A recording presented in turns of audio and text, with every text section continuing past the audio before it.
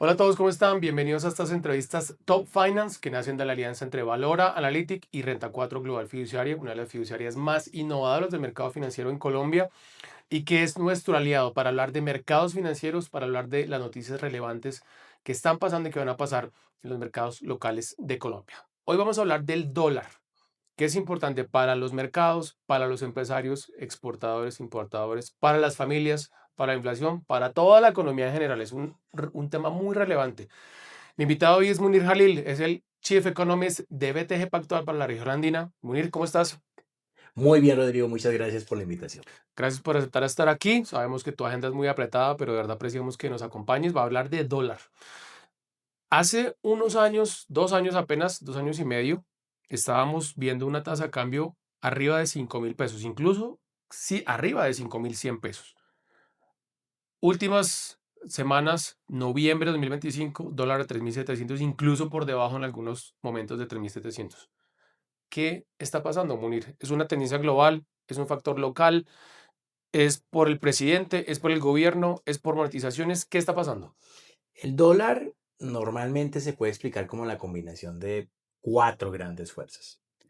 La primera, y tal vez la que más explica la dinámica, es un fenómeno común que no tiene nada que ver con Colombia, y es esa fortaleza o debilidad del dólar a nivel global. El mundo financiero, la manera como llevamos nosotros un track de esto es mirando el DXY, que es ese índice que nos mira efectivamente cómo se está tradeando el dólar con respecto a las principales monedas del G10. En ese orden de ideas, la dinámica que hemos visto de este DXY precisamente hace 2 años nos indicaba, pues en ese sentido, una fortaleza muy importante del dólar, como hoy en día nos está indicando y nos está señalando una debilidad muy fuerte también de ese dólar. Eso tenemos que tenerlo muy en cuenta porque es una de esas variables o cuando queremos descomponer el dólar entre sus diversos factores, Ujú. esa variable general es una de las más importantes en términos de tendencia. La segunda tiene que ver con el precio del petróleo. El precio del petróleo puede que no nos mueva el dólar en el día a día, pero sí nos pone una tendencia. Cuando por lo menos el precio del petróleo está en ciertos niveles, digamos, el número mágico para Colombia siempre ha sido por encima de $100, tiene una influencia muy significativa y positiva para el dólar, para el precio del dólar en Colombia. Ujú. Cuando está ahí, empieza a estar por debajo de los $60, empezamos a pasar agua y pasa lo mismo, pero al revés, empieza a ser un problema para el caso del dólar. Em, las tasas de interés, lo que hoy en día cobramos nosotros en Colombia, podemos pagar hoy en día en Colombia, cuando lo comparamos con las tasas externas, Colombia tiene también un nivel que hace muy atractivo al país con Brasil, los dos países más atractivos en materia de lo que se llama el carry. Yo soy un inversionista extranjero, puedo hacer una inversión en Colombia, me rinde 2 dígitos y voy a ganar hoy en día en dos puntas. Solamente gano en esa punta la tasa de interés, Ujú. sino que los dólares que entré con el tiempo, voy, cuando los vaya a sacar, termino comprando más dólares con la misma plata. Entonces, esa es una cosa interesante. Y lo último es el riesgo país, que la manera como lo medimos en el sistema financiero es con el Credit Default Swap a 5 años, que es el más líquido de todos los que estamos utilizando. Y cuando miramos ese Credit Default Swap, Colombia sí es el más caro de todos, es la prima de riesgo en ese sentido más cara de todos los países comparables. Obviamente no estamos leyendo un Venezuela, una Argentina en la ecuación, pero sí de los países comparables. Y lo cierto también es que por lo menos desde ese fatídico 2022, que en el cual el riesgo país fue muy alto, fue altísimo, lo cierto es que hemos visto una devuelta y más interesante aún, la gran mayoría de los países en la región han visto esa devuelta. El tema del riesgo país no es algo que sea idiosincrático solamente, sino que hay mucho de factor común también en percepción hacia la región. Y eso ha ayudado por estos días, no está molestando. Y creo que esas son las cosas que han ayudado a que veamos, pues en general, una apreciación como la que tenemos. Ya en las últimas semanas, el último par de meses, le hemos adicionado un factor adicional que no molestaba, que antes no molestaba, y que son todas estas monetizaciones que ha venido siendo el gobierno nacional la Dirección General de Crédito Público, que viene como parte de su estrategia de manejo de deuda, pues haciendo unas ventas de dólares con objetivos, pues básicamente de comprar unos test y de poder financiar unos test o partir de una operación para tratar de mejorar el perfil, reducir el déficit y reducir la deuda total como porcentaje del PIB del país. Hay dos factores ahí que quiero resumir, Moni, que son muy importantes. Primero, hace 2 años y medio, 3 años, como yo decía, el dólar estaba a 5.100 en Colombia, pero también el DX ya estaba muy arriba. Estaba muy arriba. Cuando uno ve esa correlación de gráficas, se ve que hay una relación bastante cercana entre el DXY y cómo se comportaba el dólar en Colombia. Y está pasando exactamente igual hoy en día. El DXY está por debajo de 99, 98, 97. El dólar rompió el piso, el soporte de los 4.000, 3.900, 3.800, 3.700. La correlación es realmente muy, muy cercana. Pero, Munir, esto también hace parte de una estrategia de Estados Unidos para que su moneda sea menos fuerte y poder competir comercialmente. ¿Cuál es el quid político que hay detrás de esto? El presidente Trump, candidato antes de ser presidente, había hablado de que él quería un dólar débil. Quería Ujú. un dólar débil con esta lógica de que quiere que los productos norteamericanos se hagan mucho más baratos y poder venderle más al resto del mundo. Efectivamente, desde el 20 de enero de este año, no lleva ni un año el presidente Trump de presidente, piensa en eso. Lo cierto es que efectivamente comenzamos a ver una caída fuerte en el tipo de cambio en los Estados Unidos, en su media a través del DXY, pero desde mediados de este año, diría yo desde junio, julio, en verdad estamos viendo un DXY que está gravitando alrededor cuando quiere estar abajo de 98, la gente se preocupa, y cuando quiere estar en 100, pues la gente está mirándolo para el otro lado. O sea, el rango que se está moviendo es muy bajo. Y eso lo que nos está diciendo es que pues pareciera ser que por lo menos en lo que nos queda de este año, me atrevería yo a decir que es que no le veo fuerzas mayoritarias a no ser que ya entraremos a hablar de la Fed de los Estados Unidos y sus Ujú. potenciales movimientos de tasas en 2026, a no ser que hubiera una sorpresa muy grande y se pudieran ver más disminuciones de esa tasa de interés en Estados Unidos, pues lo que se está esperando el DX es que continúe en ese rango, moviéndose entre 98 cuando está de alguna manera bastante débil y entre un 100 cuando se está pensando que está bastante apreciado. Entonces, valorizado. Entonces, en ese orden de ideas, lo que yo diría alrededor de este tema de esa variable es que sí, si a mí me preguntan cuál es la variable que más explica el comportamiento del tipo de cambio, no solo en Colombia, sino en todas las monedas en general de emergentes y las latinoamericanas, pues el DXY es el componente más importante. No se puede desde el gobierno, tampoco se le puede culpar al gobierno por lo malo de haber visto el 5.100 pesos, tampoco puede el gobierno sacar pecho de que lo que estamos viendo es por el gobierno. Así es. ¿Cómo se está moviendo en general eh, la perspectiva si miramos hacia 2026, Munir? Esos factores van a ser recurrentes, los vamos a seguir viendo en el 2026. Los informes de analistas no hablan de un dólar arriba de 4.200 casi en ningún escenario. ¿Qué va a presionar el dólar el próximo año? Además, con un factor adicional que puede pesar o no, vamos a tener elecciones de Congreso en Colombia y elecciones de presidente en Colombia entre marzo y junio del próximo año. La situación electoral tiene a Latinoamérica o a los inversionistas extranjeros tremendamente interesados en Latinoamérica. Todos, sobre todo después de lo que ha venido pasando con Argentina, no Ujú. quieren perderse el siguiente país en el que vaya a haber una valorización grande porque hubo un cambio electoral favorable para el mercado. Ujú. Y en la gran mayoría de los países, incluido Colombia, lo que se está esperando es que este fenómeno electoral se traduzca en una mm, percepción más pro mercado por parte del nuevo presidente, percepción más de consolidación fiscal por parte de ese nuevo presidente, que todavía no podemos saber quién es, pero sí hay una perspectiva de que esa persona llegue a hacer ajustes, llegue a arreglar la casa. Y en la medida que esos anuncios se conviertan en realidad, pues obviamente muchos de estos extranjeros estarían posicionándose de caras a ese resultado anticipadamente, la manera como se hace plata en esto es entrando antes. Entonces, hacia los meses de febrero, marzo, diría yo, es que estaríamos esperando, si se consolida esa percepción de que va a haber un cambio en Colombia, pues mayores flujos. Y a eso nos podría generar un tipo de cambio con presiones a ver más apreciación en el peso colombiano en el primer trimestre del 2026.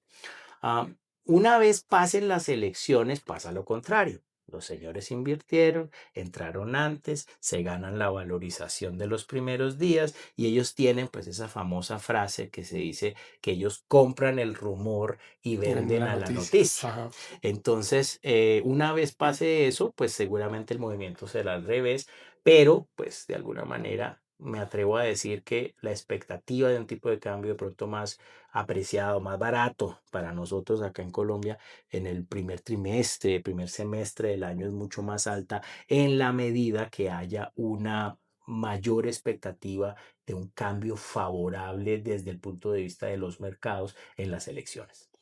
Hagamos una pequeña pausa para invitarlos a que le den like, se suscriban y compartan este video si creen que les va a aportar algo de valor en su conocimiento del dólar o la perspectiva de lo que viene. Suscríbanse a la cuenta de Renta 4 Global Fiduciaria en YouTube. También síganlos en la cuenta de LinkedIn y por supuesto todas las redes sociales también de Valor Analítica. Ahí estamos avisando sobre estas entrevistas y muchos proyectos nuevos que vienen pronto en los próximos meses. ¿Y por qué no están esperando mayores recortes de tasas de la Fed en Estados Unidos? ¿Cuál es el escenario para que eso no pase? El mercado hace un par de meses venía pensando todo lo contrario y venía en un escenario en el que decía que no solamente iban a haber bajadas ahora en el mes de diciembre, sino que en 2026 se iban a continuar con esas disminuciones. En algún momento se llegó a esperar casi que disminución, cuatro disminuciones, entonces para poner la tasa como en 3%, la tasa de los Estados Unidos, la tasa que cobra la Fed a los bancos por sus préstamos overnight en un nivel del 3%.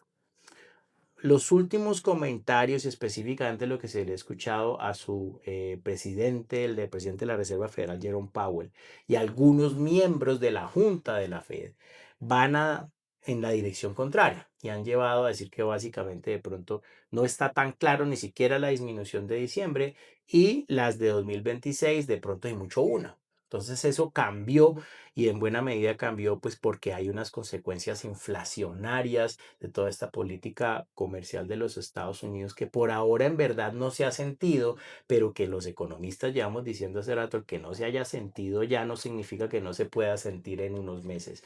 Y está comenzando a verse de alguna forma que algo de ese impacto puede terminar siéndose cierto. Hoy en día, si miramos la composición de cómo el arancel se ha repartido, quién está asumiendo parte de los aranceles, uno diría que hay que dividirlo entre tres. Un tercio lo está asumiendo el exportador del producto hacia los Estados Unidos, Ujú. un tercio lo está asumiendo el importador, el que compra ese producto extranjero en Estados Unidos y finalmente un tercio de todo ese impacto del arancel sí lo está pagando el consumidor final. Para que el exportador se esté dando el golpe de un tercio, pagando un pedazo del arancel, y para que el importador, significa que para ellos su tasa de ganancias está disminuyendo. Ellos están asumiendo de sus ganancias el Ajá. pago de ese arancel. ¿Por cuánto tiempo puede durar eso? Y ahí es donde decimos los economistas, no hay mal que dure 100 años ni cuerpo que lo resista. Somos pésimos para el timing, por eso es que somos economistas y no somos traders. Pero básicamente lo que sabemos es que esas cosas van a pasar. Ajá. No sabemos cuándo, pero eventualmente algunos de estos exportadores, yo ya no aguanto más, qué pena, pero si usted quiere seguir comprando mi producto, yo se lo tengo que seguir vendiendo al precio, ya no puedo subir más esto. Ajá. Y no faltará el momento en el que el importador diga lo mismo, yo tampoco aguanto más, y eso se le termine traduciendo al consumidor final. Esta historia de la inflación en el 2026 en Estados Unidos no se ha terminado de contar. Eso es por un lado. Pero al mismo tiempo, políticamente hablando, el riesgo a la baja vendría de un presidente Trump tomándose la Fed. En Jerome Powell está hasta mayo y en mayo toca nombrar un reemplazo. Y va a haber un par más de reemplazos que se van a poner si el presidente Trump de forma estratégica logra posicionar a figuras, a fichas claves para él, cercanas a él en esos puestos, pues de pronto terminamos viendo más disminuciones en la tasa de las que inicialmente habíamos pensado. Tenemos que tener esos dos extremos ahí, tenerlos por lo menos entre la lista de cosas para estar revisando. Ese es un muy buen punto. Eso nos abre mi siguiente tema, muy gracias por anticiparte, y era, estamos en Colombia con tasas de interés del 9,25%. Siguen estando, digamos, relativamente altas si se comparan con la inflación, pero hay un dato súper, súper importante para tener en cuenta y de hecho, para los que siguen en redes a Valora Analytic, hace apenas unos días el gerente del Banco de la República en un foro convocado por nosotros en Bogotá fue muy vocal, diciendo las tasas no van a bajar, posiblemente no como se esperaba, e incluso dejó muy abierta la puerta para que puedan subir en los próximos meses. Eso no se sabe, Munir, eso siempre es un escenario que se evalúa cada mes en cada junta de decisión de tasas, pero se deja abierta la puerta y eso ya es muy importante. Si tomamos en cuenta lo que nos acabas de decir de la Fed, más ese escenario nuevo de tasas de interés en Colombia, vamos a seguir siendo atractivos. Ahí podemos hablar de que el ciclo de inversión hacia emergentes latinoamericanos se va a fortalecer. En el caso particular de Colombia, definitivamente se fortalecería. Supongamos esa situación y es que en algún momento del año entrante el Banco de la República se ve forzado, porque como nos lo hizo saber en ese evento de ustedes, el gerente no es que quiera, pero también tiene que ser responsable. Si la situación da para tener que subir las tasas, pues lo que nos dijo es, pues lo miraremos y varemos. Ujú. Si estamos en ese escenario, el carry trade se va a hacer mayor, la diferencia entre nuestras tasas y la tasa externa se va a hacer mucho mayor, ese spread. Entonces, claramente eso va a hacer a Colombia más atractivo.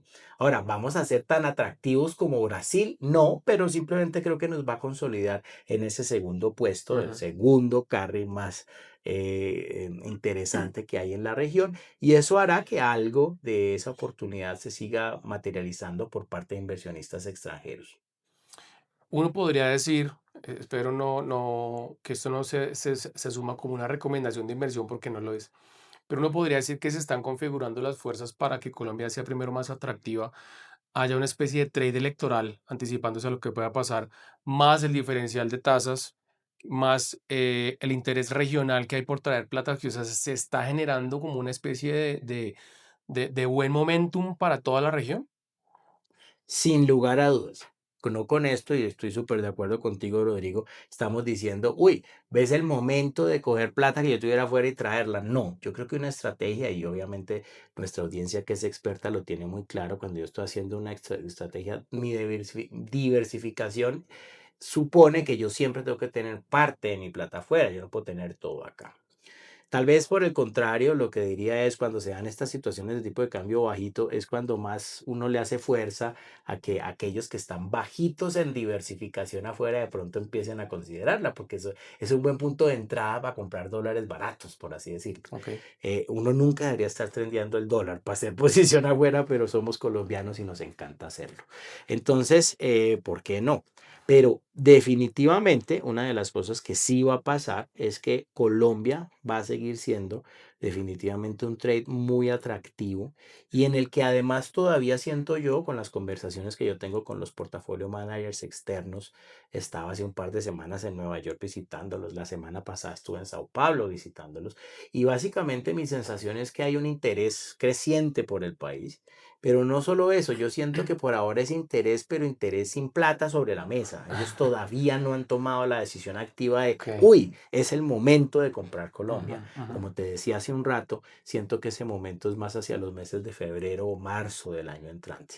Si esa situación se materializa y si es buena plata para un extranjero, ¿por qué no va a ser buena plata para nosotros? Claro. Ese es parte del punto. Entonces, obviamente, sí comparto contigo que efectivamente podríamos estar en una situación en la que puede haber un buen momento para valorización en muchas familias de activos en Colombia, pero pues arranquemos con las más obvias, la renta fija, la Ujú. misma inversión en dólares, pero ni hablar de la renta variable, que pues no soy experto, no es mi tema, pero sin lugar a dudas también, por lo menos esa valorización que hemos visto este año, pero es que si la miramos desde el año pasado, esa valorización de Colombia ya va por más del Así es. 150%. Entonces, son cosas que están, tienen a los extranjeros con los ojos en la mira, por lo menos.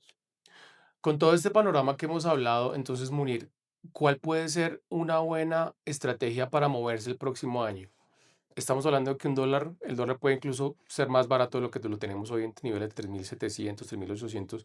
¿Es buen momento para el dólar o mejor diversifico y me refugio en algo de renta fija o renta variable, fondos? ¿Qué están recomendando ustedes a los clientes que quieran venir o que ya estén en Colombia?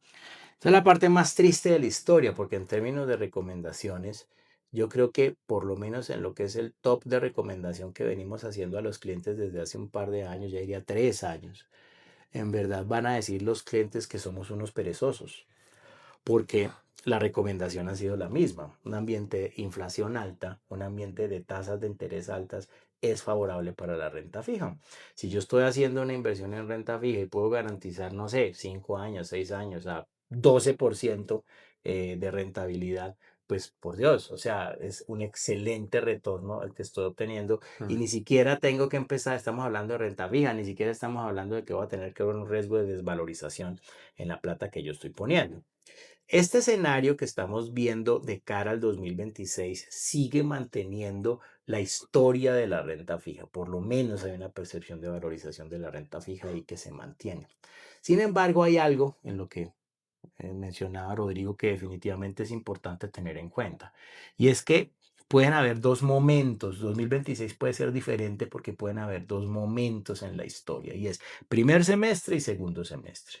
Primer semestre, antesala de elecciones, antesala del posicionamiento de los extranjeros alrededor de elecciones, puede ser un momento de valorización interesante. Ujú. Segundo semestre, de salida de los extranjeros, porque ya ellos dicen, bueno, ya hice mi plata, de pronto puede empezar a jugar no tan bonito.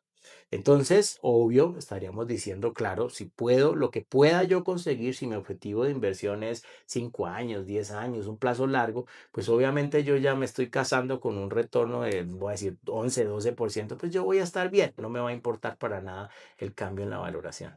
Pero sí, estoy pensando en ese movimiento de lo que llaman en el sistema el P&L, y ese P&L es diario. Obviamente estaríamos diciendo posibilidades de valorización del primer semestre, muchas posibilidades de que yo tenga P&L al revés en el segundo semestre son bastante altas, entonces hay que tenerlo en cuenta.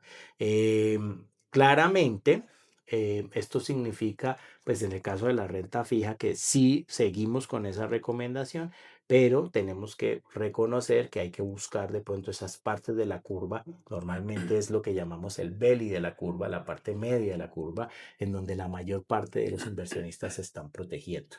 Caso particular de la renta variable, lo que pasa por lo menos de cara a los inversionistas extranjeros es que nuestro mercado ha llegado a unos niveles de liquidez tan irrisorios, tan ridículamente bajos, que pues para los pobres es, ay, yo quiero entrar a comprar, ay, me pues toca comprar Bancolombia, pero quiero comprar 50 millones de dólares de Bancolombia, pues uno se entra en risas porque pues no se puede. Sí, Definitivamente sí, es una de es esas cierto. situaciones en donde el nivel de liquidez es muy bajito para poder llevar a cabo esas compras. Y en el plano externo, cosas, decisiones de renta fija que se puedan hacer, y también, obviamente, en lo que se llaman activos alternativos son siempre muy llamativos, Ujú. porque normalmente permiten retornos en dólares de alguna manera que le hacen competencia a los retornos en pesos. Entonces, siempre estar muy pendiente de ese tipo de inversiones llama la atención. Munir, para los que llevamos ya un ratico cubriendo los mercados Usted, yo soy muy financieros, joven. sí, yo soy más viejo. Llevamos ya un rato en esto, Munir, y en los inicios de los 2000, y creo que eso duró más o menos una década, hubo un muy positivo ciclo de inversiones hacia emergentes. Ese ciclo se está repitiendo hoy y sobre todo muy importante, ¿cuánto puede durar? Yo sé que esa es una pregunta difícil de responder, pero en ese momento teníamos una conjugación de factores parecidos a los de ahora y puede repetirse algo similar en cuanto a impacto y duración. Ese ciclo al que estás haciendo referencia es el comienzo de siglo y en su gran mayoría estuvo explicado por el boom de commodities que arrancó en 2003 y terminó para cobre en 2013 y para petróleo en septiembre del 2014. Ujú. Estamos a puertas de eso. Se habla de un boom, nuevo boom de commodities, no necesariamente tocando al petróleo, es más tocando a la parte de minerales. Entonces, para Latinoamérica en general, con el oro, con la parte del cobre, con la parte del litio, que son aquellos países que están concentrados y donde estamos viendo buenas dinámicas de producción alrededor de estos productos, pues esto definitivamente está funcionando y podría funcionar y podría garantizar de alguna manera unos años importantes en materia de ingresos para estos países. Colombia tiene los recursos, tiene los minerales, pero aquí ya va a depender mucho de la voluntad política para poder permitir la producción de estos. El gran problema que yo siempre digo que tenemos en Colombia, que no tiene Perú, que no tiene Chile, es que los yacimientos grandes que ellos tienen están en medio de desiertos en donde no hay nada.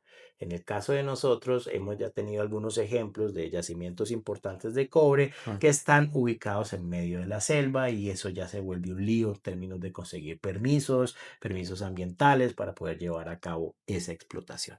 Ahí el país va a tener que hacer definitivamente un acto de introspección y tomar una decisión de qué es lo que más le conviene como país. Pero la región, por lo menos este ciclo electoral, digámoslo así, ha puesto sobre el papel, sobre la mesa, la posibilidad de que ese ciclo vuelva. Y el interés que hay en este momento por parte de inversionistas extranjeros hacia Latinoamérica es espectacular. Yo te doy un ejemplo, mi experiencia anterior, 7 años que llevo acá en BTG Pactual, casi 11 años que alcancé a estar en Citi. En estos 7 años de BTG Pactual, esta es la primera vez que me siento y es la última vez que me invitan por este comentario, que me siento como médico de EPS porque la cantidad de solicitudes y de interés por parte de inversionistas extranjeros, de verdad me siento como un pobre médico de EPS que tiene una fila enorme de personas y que, como bien lo decías tú al principio, uno no tiene tiempo para darle abasto a todos. Es una situación interesantísima que yo no había visto, por lo menos en lo que llevo acá en BTG, y que sí había visto el año más cercano, te puedo decir, fue justamente antes del 2014, antes de que Ujú. cuando ese precio del petróleo estaba por encima de $100. Eso siempre es muy llamativo para los inversionistas extranjeros. Entonces, he visto un interés no solamente por Colombia, sino por todos los países que estoy cubriendo y creo que esperemos se confirme con estos resultados electorales y que dure este ciclo de commodities lo suficiente para que de alguna manera las condiciones de vida de la gran mayoría de los latinoamericanos mejoren. Un último comentario, entre 2003 y 2013 en Latinoamérica fue la mayor creación de clase media que se ha dado en este siglo. Entonces, si estamos a puertas de volver a ver un fenómeno similar, Ujú. bienvenido. Así es, sobre todo hay que capitalizar esa oportunidad, ¿no? Como decía Munir, tenemos muchas oportunidades, pero eso depende de muchos factores, pero también del factor político y de alinear a todos los actores de esta ecuación. Les recuerdo que todo lo que hablamos aquí no es una recomendación de inversión. Cada uno tiene que definir su propio riesgo, su nivel de aversión al riesgo o no, y que pueda usar las herramientas que le estamos dando aquí para conocer mejor los mercados y lo que viene para los próximos meses. Munir, muchas gracias. Rodrigo, muchas gracias. Muchas gracias por la invitación. Es Munir Jalil, mi invitado de hoy es el Chief Economist de BTG Pactual para la región andina. Los invito de nuevo para que sigan a Renta 4 Global Fiduciaria en su canal de YouTube, le den like, lo compartan. Hablamos de muchos temas importantes que, como les dije al comienzo, van a ser relevantes para las decisiones de inversión, tomando en cuenta lo que se viene para el panorama del 2026. Nos vemos en una próxima entrevista de esta alianza de Renta 4 Global Fiduciaria con Valora Analytic.